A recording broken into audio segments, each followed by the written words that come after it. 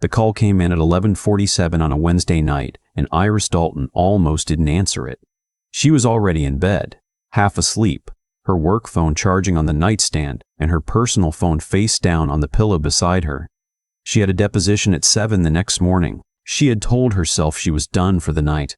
But the screen lit up with an unfamiliar number, a 512 area code Austin, and something made her reach for it. Maybe the instinct that years of family law had sharpened in her. Maybe just the particular restlessness of a woman who had been sleeping badly for weeks and didn't fully know why. Is this Iris Dalton? A woman's voice, low and careful, like she was choosing each word before she let it out. It is. Who's calling? A pause. My name is Petra Vance. I don't know if that means anything to you. It didn't. Iris sat up a little. How can I help you, Petra? Another pause, longer this time. I think I might be married to your husband. Iris didn't move. The room was very quiet. The ceiling fan turned slowly overhead. The ceiling fan turned slowly overhead. The same way it always did. I'm sorry, she said. Can you say that again? But she had heard it the first time, and somewhere beneath the disbelief, beneath the careful attorney's mind already cataloging and questioning and asking for evidence, something cold moved through her chest, because she had been sleeping badly for weeks, and she had not let herself examine why. His name was Reed Dalton. She had met him 4 years ago at a charity gala in downtown Chicago, the kind of event she attended out of professional obligation and usually left early. He had been standing near the back of the room with a glass of wine he wasn't drinking, wearing an expression of polite endurance that matched exactly how she felt. Their eyes met across a table of auction items, and he had raised his glass slightly, a small private acknowledgement that they were both surviving the same evening. She laughed. He walked over. Reed was a structural engineer. He built bridges, actual bridges, load-bearing things designed to outlast everyone who commissioned them.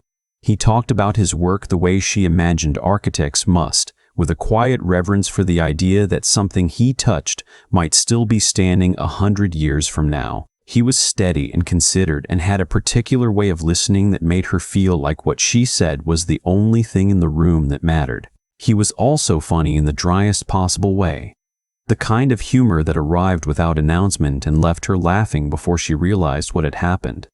She had not been looking for anyone. She had been 41, established, content in the particular solitary way of someone who had made peace with being alone. She had a partner track at the firm, a good apartment in Lincoln Park, and a standing Friday dinner reservation with her closest friend, Bea, that had not moved in 6 years. She did not need her life rearranged. Reed rearranged it anyway. Quietly, the way water finds its way into things. Not by force, but by patient presence. He called when he said he would. He showed up when he said he would. When she told him she didn't really do sentiment, he said that was fine. He wasn't sentimental either, and then proceeded over the following months to remember every small thing she mentioned in passing, the brand of tea she liked, the street in her hometown she had described only once, the name of her college roommate she hadn't thought about in years. He never made a production of it. He just remembered. They got married 2 years after that gala, in a small ceremony at a restaurant near the lake. B stood beside Iris in navy blue. Reed's best man was his college roommate, a man named Cole who cried during the vows and spent the rest of the reception insisting he had something in his eye. It was a good day. It was one of the best days of her life. What she did not know, sitting across from her new husband at their small table with the lake behind them and the late September sun going gold over the water, was that 1,500 miles away in Austin, Texas, a woman named Petra Vance was living in an apartment Reed paid for, raising a 3-year-old daughter whose father came to visit twice a month when he said he had site inspections in the South. Iris learned this at 11:47 on a Wednesday night, in pieces, from the voice of a woman she had never met. She had heard Petra out completely before she said anything. That was what she did. She listened before she spoke. She gathered before she responded. It was how she operated in a courtroom and how she operated everywhere else, and she was grateful for it now, because it meant she had most of the information before she had to say a word. Petra's story was this.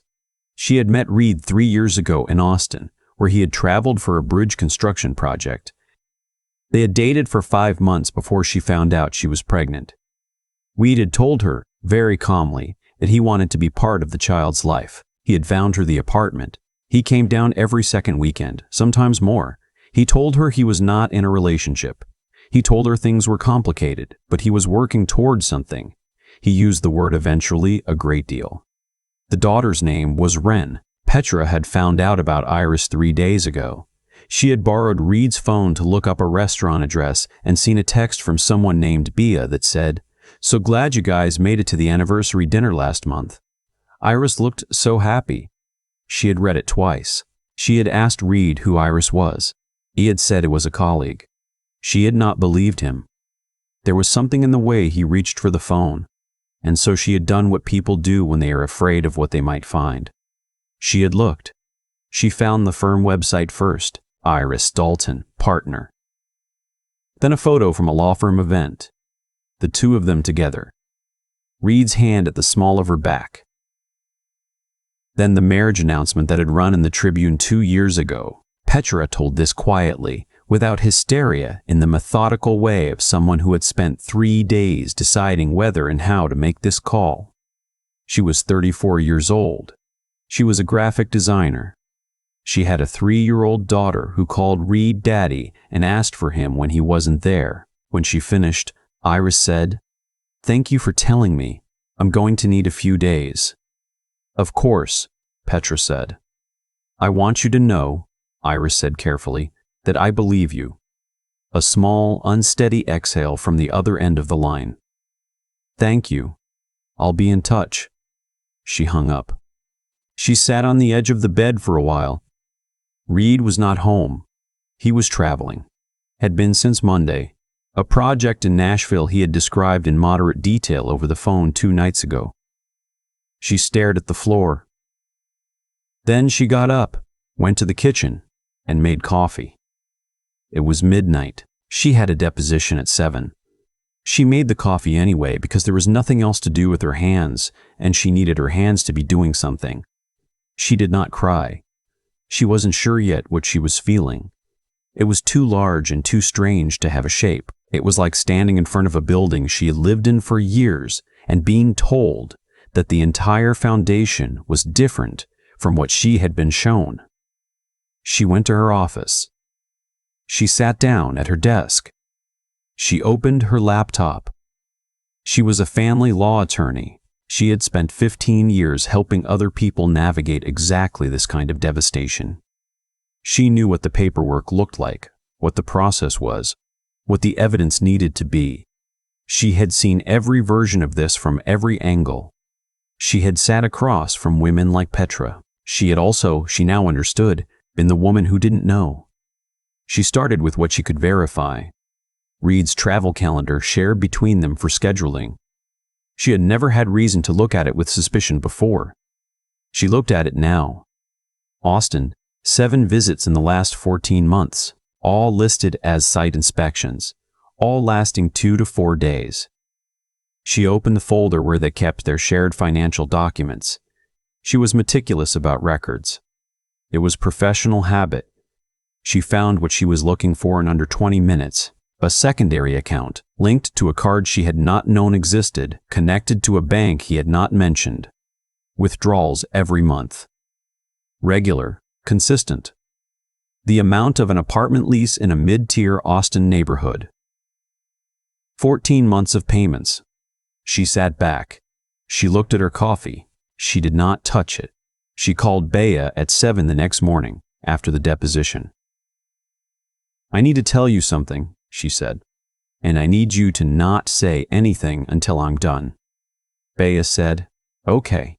Iris told her everything in 11 minutes. Bea was quiet until the very end, and then she said, "What do you need me to do?" "I need you to come over tonight and bring your tablet. I want a second set of eyes." "I'll be there at 7, Bea said. "I'm bringing wine." "I don't want wine." "The wine is for me," Bea said. Reed came home on Friday evening. He set down his bag in the entryway, kissed Iris on the cheek, and said the drive from the airport had been a nightmare. He asked if she wanted to order dinner.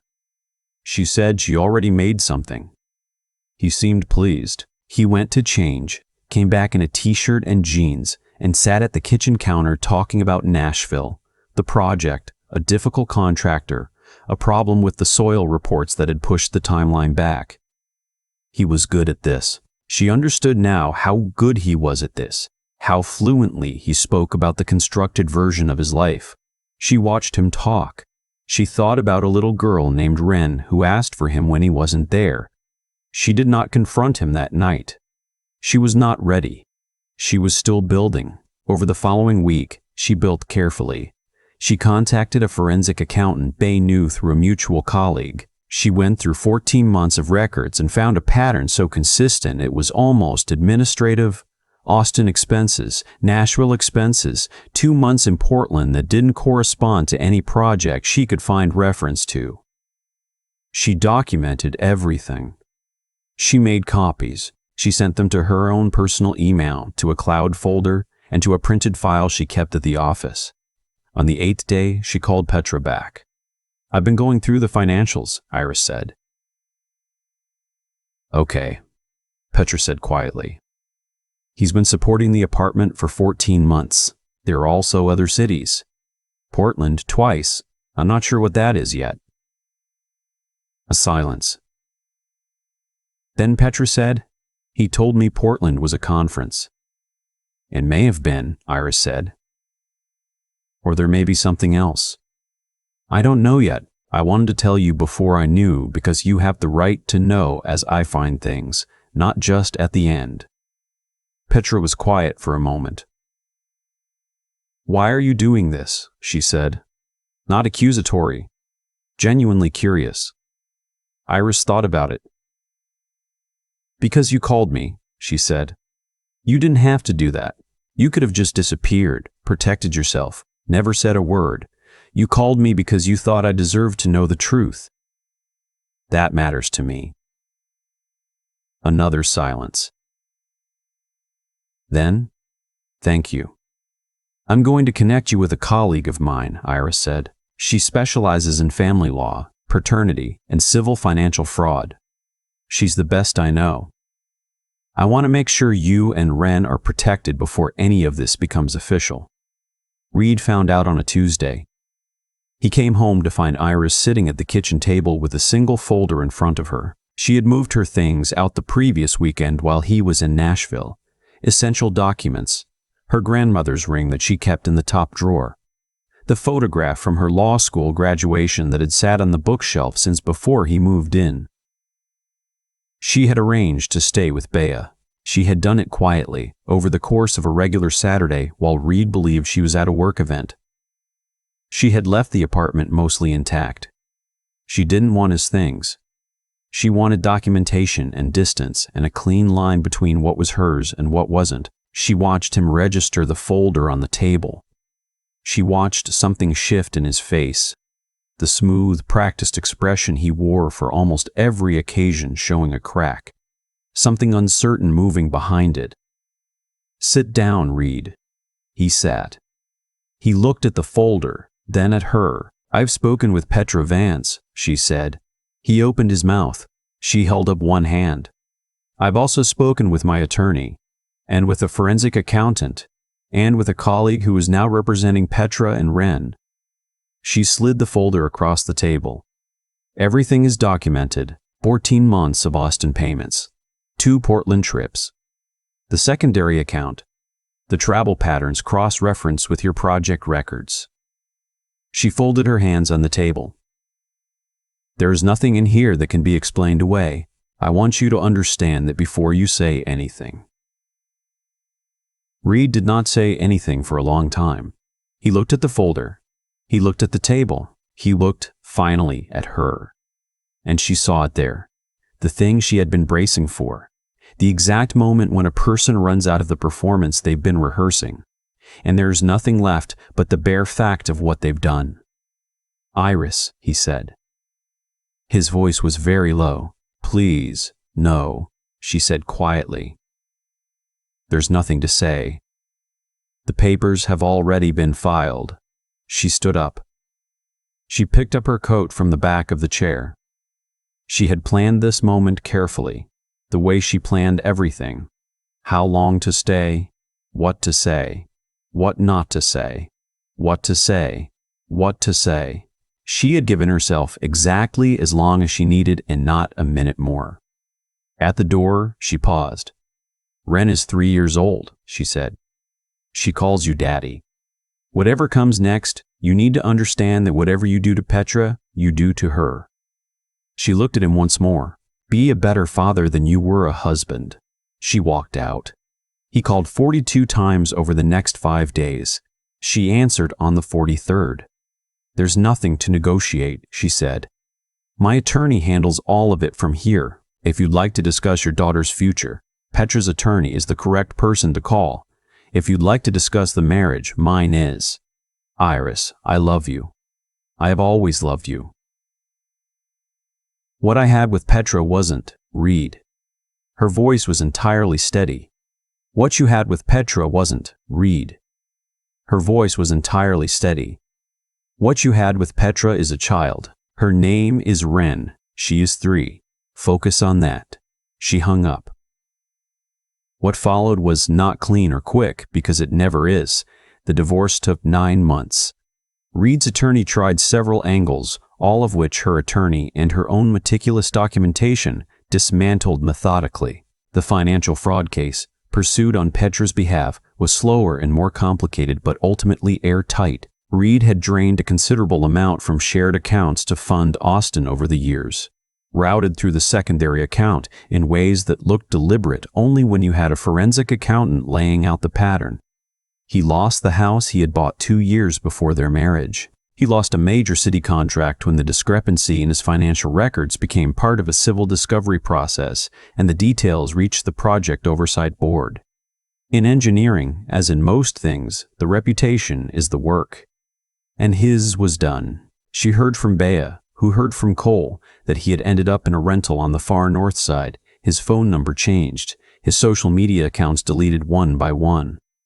Cole had tried to reach him twice. The second time, the number was already disconnected. Iris thought about that sometimes, the way a person can build 2 separate worlds and believe indefinitely that neither one will ever touch the other. The engineering mind that designed things meant to last. The life underneath it that was never built to hold any weight at all. The divorce was finalized on a Thursday morning. She sat in her attorney's office and signed her name for the last time as Reed's wife. And then she walked outside into the November cold and stood on the sidewalk for a moment, breathing. Bea was waiting at the bottom of the steps. She had taken the morning off. She had brought coffee in a thermos and said nothing when Iris got to her, just handed it over and started walking. They walked for an hour along the lakefront, the water gray and choppy and entirely indifferent, the kind of view that puts most things in perspective. Iris drank the coffee. She felt the cold on her face. She did not cry. She had cried twice during the 9 months. Once in Bea's bathroom on a random Wednesday evening when the weight of it all had become briefly too much to carry upright, and once when Petra had sent her a photo of Ren at her 3rd birthday party, grinning over a cake with candles, with a note that said, "I thought you should see who you were protecting." She had cried over that one for a long time. That had been 4 months before the finalization. In the weeks after, the two of them had begun something neither of them had names for at first. Not quite friendship, not quite a support group. Something particular to the specific shared experience of having loved the same dishonest man. Petra had come to Chicago once, in October, with Ren, who was at an age that required constant attention and had very strong opinions about pigeons. They had sat in a coffee shop for 2 hours while Ren reorganized the sugar packets on the table and narrated it at length, and Iris had found herself laughing in a way that surprised her. Petra was funny. She was direct and sharp and more than capable of carrying herself, and she was also, clearly, still processing, still somewhere in the middle of grief that didn't have a clean shape. Iris understood that. She was also still in the middle of something. They both were, but they were in it, and they were talking about it with the only other person in the world who understood it in quite this way, and that counted for something. Wren had handed Iris a sugar packet at some point during the visit, very deliberately, like a formal presentation. "Thank you," Iris had said. Wren had nodded seriously and gone back to her project. What came after did not come all at once, and Iris was grateful for that. She did not want anything all at once for a while. She had spent a year being very deliberately careful about her time, her choices, her attention, about what she let in and what she didn't. She went back to the work, which had always steadied her. She took on 2 new clients, both women navigating the particular devastation of marriages that had been other things underneath. She was a better attorney for having lived through it. She understood in her body now what she had previously only understood in her mind. She started running again, early mornings along the lake, before the city fully woke up. She got back to a decent pace.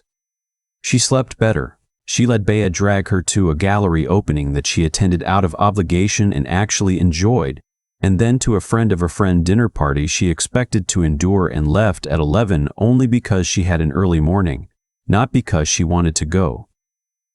The man at the dinner party was named Theo. He was a high school history teacher who also, it emerged gradually over the course of the evening, wrote a small local history column for a neighborhood paper and had extremely specific opinions about the Chicago River and how it had been reversed in 1900. He talked about the river reversal with a genuine enthusiasm that was completely disproportionate to the subject, and as she found, inexplicably, very charming.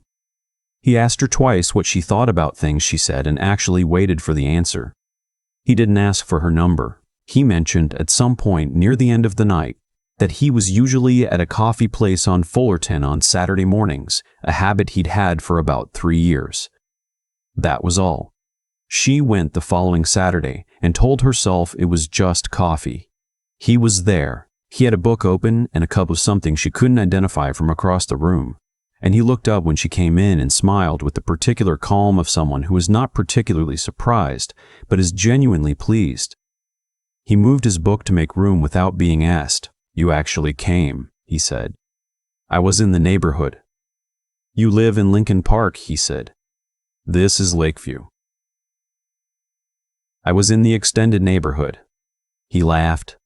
She sat down. His name was Theo Marsh. He had grown up in Milwaukee, the youngest of 4, and had a sister who was a nurse practitioner and a brother who had moved to Portugal 3 years ago and periodically sent photos of his garden in a way that made everyone slightly envious. He had been a teacher for 11 years and spoke about his students the way people speak about things they've chosen repeatedly and would choose again. He coached junior varsity soccer in the fall, which he was objectively terrible at, and had the self-awareness to know it and the good humor not to care. He called her the following Thursday evening. He said he'd been thinking about a case she'd mentioned at the dinner party, something about property rights, and had gone down a research spiral about a relevant historical case from the 1970s that he thought she might find interesting. He talked about it for 15 minutes. It was, in fact, interesting. She talked for another 45 minutes after that, about other things. She looked at the clock when she hung up. It was 10:15. She met him for dinner 3 weeks later. A small Italian place, unhurried, the kind of restaurant that doesn't rush the check. He stood when she walked in. He listened when she talked. He refilled her water glass without making it a thing. At some point during the meal she mentioned, carefully, that she had come out of a difficult few years. She said it simply, without dramatizing or minimizing, the way she had learned to hold it. He looked at her and nodded slowly and said, "That sounds like a lot to carry. I'm glad you're on the other side of it." Not too much. Not too little. She felt something shift a little, quiet and specific, like a drawer that had been stuck finally closing properly. He walked her to her car. The street was quiet, leaves going. The particular October smell of cold and damp bark that she had always loved. "I'd like to keep doing this," he said, "if you're interested." She looked at him in the way she had been looking at him for weeks by then, measuring the steadiness of it, watching for the gap between what a person said and what they did. She had become very good at that in the past year. There was no gap. There was just a man on a sidewalk asking honestly. "I'm interested," she said. He smiled. He asked with his eyes before his mouth, and then bent and kissed her cheek once, quickly, and said goodnight. She drove home with the windows down a little, the cold air coming in. They were slow about it. She appreciated that. She watched the small things, whether he meant what he said, whether he showed up where he said he'd be. He did, reliably, in all the unremarkable ways that turn out to be the ones that matter. He texted when he said he would. He remembered that she took her coffee with a small splash of oat milk and no sugar, unprompted, the third time they were together. He told her when he was running late instead of just being late. He had Saturdays free during the school year and sometimes came to her apartment, and they would cook something in the afternoon and walk along the lake and talk about everything except anything urgent. She showed him her herb pots on the kitchen windowsill. He watered them once when she forgot, without being asked, and did not mention it. She kissed him for the first time on a Sunday evening in early December, standing in her kitchen while he was reading something aloud from his phone. Something about the geology of the Chicago lake bed, which he had been reading about because it connected to a unit he was teaching, and she kissed him mid-sentence without entirely planning to. He stopped reading. He looked at her. He set his phone down. He kissed her back very carefully, one hand coming up to the side of her face, and she leaned into it, into the specific warmth of someone who had learned her and wanted to. It felt, she thought later, like something being returned to her. Not what she'd had before. Something cleaner, something she had not known she was waiting for. Theo asked her to marry him on an evening in March, on the couch, mid-conversation about nothing in particular. He had been telling her a story about a student who had decided to write their history paper about the Chicago River reversal because of something Theo had said in class, and she had been laughing. And then he had stopped mid-sentence and reached into the pocket of his jacket, which was draped over the arm of the couch, and held something out to her. A ring. Simple, small, very much her. "I was going to do this somewhere more ceremonial," he said, "but I kept waiting for the right moment, and I think I've realized the right moment is just whenever I can't imagine the alternative anymore." She looked at him. At the ring. At him again. "Theo," she said. "I know it's been a lot," he said. "I know you've been careful, and you should be, and I want you to know I'm not asking you to stop being careful. I'm just asking you to be careful with me, for the rest of whatever this is." She took the ring from his hand. She held it for a moment. She thought about what it had taken to get to a couch in March in an apartment that was hers, with a person who had never once been anything other than exactly who he said he was. "Yes," she said. "Obviously, yes." He exhaled. He laughed, a real one, slightly undone. She put the ring on herself because her hands needed something to do, and she had never been particularly good at waiting. They got married in May, outdoors, 26 people, the lake visible from where they stood. Theo was beside Iris, Theo's sister, a nurse practitioner named Cora, who had driven from Milwaukee and cried through the entire ceremony with a composure that was entirely absent, stood beside him. His brother had come from Portugal and kept photographing everything with what appeared to be the wrong lens and the most enthusiasm anyone had ever seen. Iris wore her grandmother's earrings. She walked toward Theo and felt, with each step, the full weight of what she was choosing. Not despite everything she had been through, but entirely because of it. He looked at her the way he always looked at her, like she was not only enough, but more than he'd expected, and he said quietly, just for her, "Hi." She laughed through the beginning of tears. "Hi." He took her hands. In front of the small circle of people who had known them through the hardest and the best of it, they said what they meant, clearly, without performance. There was one last thing. The thing Iris had quietly set down in a place she returned to only rarely in the months after the divorce. She had always believed, in a general, uncomplicated way, that she would have children. It had never been a driving want, more a given. Something that would happen, eventually, when the life around it was ready. She was 43 now. She knew the math. She told Theo early on, with the honesty she had made a policy since everything with Reed. He had listened and then asked her what she actually wanted, not what she thought was possible or practical, but what she wanted. She had thought about it genuinely for the first time in years and said, "I think I'd like to try. If we can." He said, "Then we try." They tried. She saw a specialist, a direct and unhurried woman named Dr. Ewan, who reviewed everything thoroughly and asked good questions and told Iris that her situation was complicated but not hopeless. Elevated FSH, a shortened window, but not closed. There were options. She laid them out without pressure, in order, and told Iris to take time to think. Iris thought. She discussed it with Theo, who had said from the beginning that he was in it for whatever shape it took. She decided to try one round of IVF before anything else. She was not optimistic. She had spent enough years as a realist to know what the odds look like at 43. She went to the appointments, did the injections, tracked everything with the same methodical attention she brought to everything else. She did not let herself hope too much. She was familiar with that particular discipline. The call came on a Thursday afternoon. She was at her desk, between meetings. Dr. Ewan's office number came up, and she stepped into the hallway. "I have good news," Dr. Ewan said. Iris stood very still. The hallway was empty. Someone's printer was running in the background. "The transfer took," Dr. Ewan said. "You're pregnant." Iris did not move for a long moment. The printer kept going. The hallway stayed empty. "Okay," she said. Her voice was entirely steady. "Thank you." She hung up. She stood there. She pressed her back against the wall and looked at the ceiling of a hallway in her own office building and breathed in and out until she was sure of herself. Then she called Theo. He picked up on the first ring. She could hear classroom noise behind him, a passing period probably, lockers and voices. "Hey," he said. "You okay?" "We're pregnant," she said. Complete silence. The background noise kept going. Someone somewhere in the school laughed loudly. "Theo, I'm here."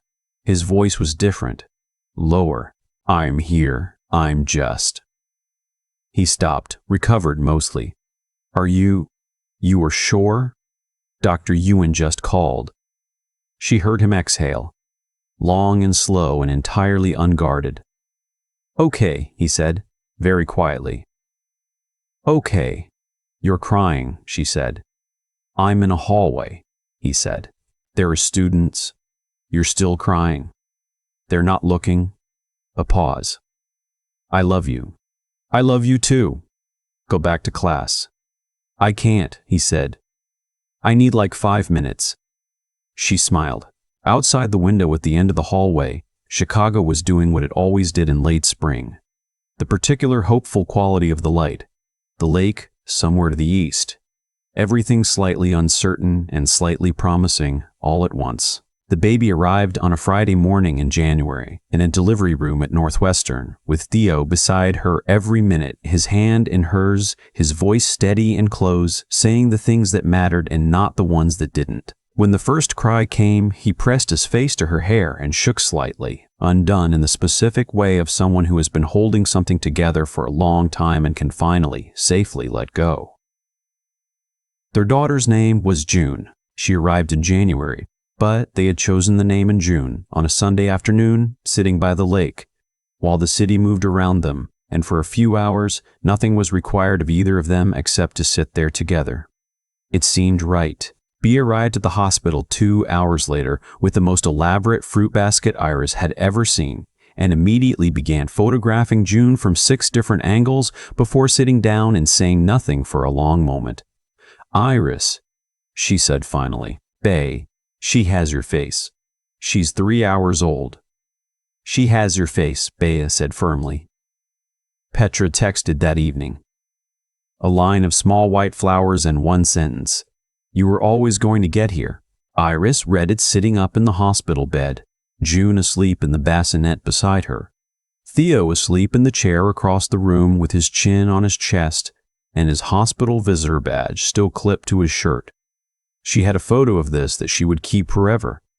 She looked at her daughter, at her husband asleep, at the window where the city was doing whatever the city did at 11 in the evening in January, quietly, continuously, completely regardless of what had happened in this room today. She thought about the woman who had sat at a kitchen table at midnight with a thermos of coffee she wasn't drinking, listening to a stranger's voice on the phone tell her something that split her life in two. That woman had been afraid and furious and, underneath both of those, completely certain that she would not be broken by it. She had been right. She looked at June. She looked at Theo. She looked at the quiet room. She had not gotten here in spite of all of it. She had gotten here because of all of it. Every document, every phone call, every steady choice she had made in the year when nothing was stable. Because she had refused to become the worst version of the story. Because she had called Petra back. Because she had let a man with strong opinions about the Chicago River refill her water glass and waited to see if he meant it. She had meant it too. She had meant it too. She reached over and touched June's small fist, which curled instinctively around her finger, warm and certain and entirely new. Outside, January did what it always did in the city, cold and indifferent and vast. Inside, everything that mattered was exactly here, steady, real, hers.